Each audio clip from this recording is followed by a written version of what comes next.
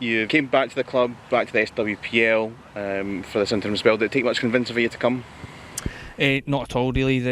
In terms of the club, obviously been around before, know the people involved, and it was no-brainer. There was just logistically some things I had to sort out with work and other commitments. So, but we've managed to do that, I think. So yeah, not a lot of convincing at all. Now, when a caretaker or interim head coach comes in, usually it's maybe a club's maybe fighting relegation, or there's a change of head coach manager for a different situation to maybe what we've got here. Does that prevent or bring its own challenges? I don't think so. I'm very much calm in that respect. I think what we have here, what seems to work, and I've witnessed it before, so I don't think we need to do anything dramatic.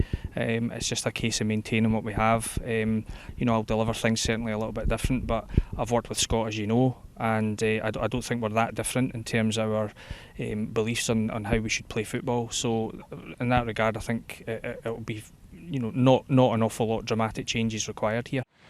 From your time watching on, how you found the change the league Glasgow City has had to evolve as well in this professional era? Yeah, it's an interesting time.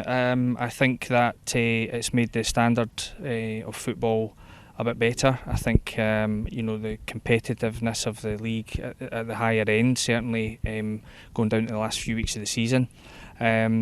But again, City have risen to all the challenges thrown at them, and long may it continue. Really, I think the evolution's good, but we can't let it run away. We have to make sure player pathways and things like that are still happening, and youths have a chance to get into these first teams, because it's the big picture for the country, not just the league. But it's very interesting, and it's good to see influxes of players and pitting your wits against new managers, new teams, new systems. But yeah, and on the whole, very, very good. And you talk about the squad, and particularly there's a couple of young youth players that have came up at the moment. How are you finding the squad and the preparation so far in your first few days? Yeah, early signs are very good. I saw the friendly on Sunday. I think the team looks pretty well prepared, in a good position for this time in the pre-season.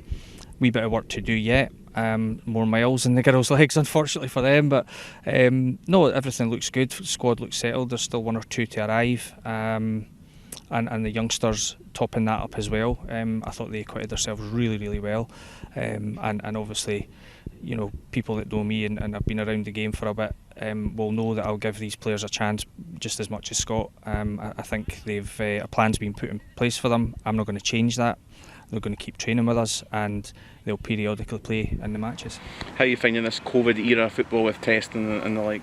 Yeah, it's tricky, but unfortunately, it's been going on for so long that again, it's now just a natural thing that we all test and we do what we've got to do, and we're careful, follow the protocols.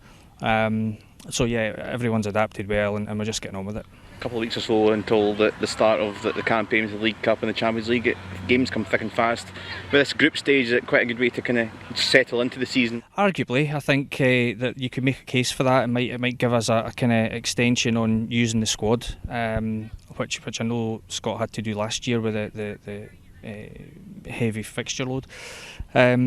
So it'll allow us to do little things like that from time to time, but ultimately, we've got to be careful. We need to make sure we win matches and prepare for each one individually and properly, and ultimately progress in the competitions. So they're competitive matches, so we can't take any of them lightly. Yeah, I'm sure there is a bit of focus on the Champions League. You've got experience of that. You've reached the last 32 when you were at Hibs.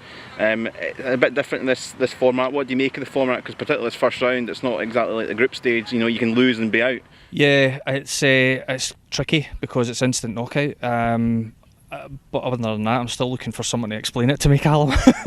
No, joking apart, we're going to be looking to win the matches regardless. So we'll just focus on one at a time and see where it takes us. Okay, well, we wish you well for your time here. Cheers, Callum. Thank you.